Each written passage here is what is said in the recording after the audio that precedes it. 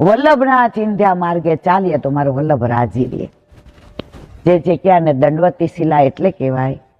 વલ્લભ અહીંયા પધાર્યા ત્યારે આ દંડવતી શિલા એટલી ઊંચી હતી, પરંતુ ગિરિરાજ બાવાને પુલત્સ્ય મુનિએ શાપ આપ્યો હતો, કારણ કે લેવા આવ્યા હતા.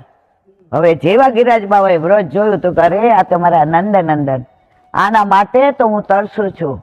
હવે મારા ઉપર ખેલવા પધારશે, હવે મને પવિત્ર કરશે, હવે મારી કંદરામાં આવશે, હવે મારા ઝરણાનું જળ પીશે, હવે મારો મેવો આરખશે, હવે મારી વૃક્ષને વેલી ઉપર છુપા દાવ રમશે. એટલે તરત ત્યાં બેસી ગયા.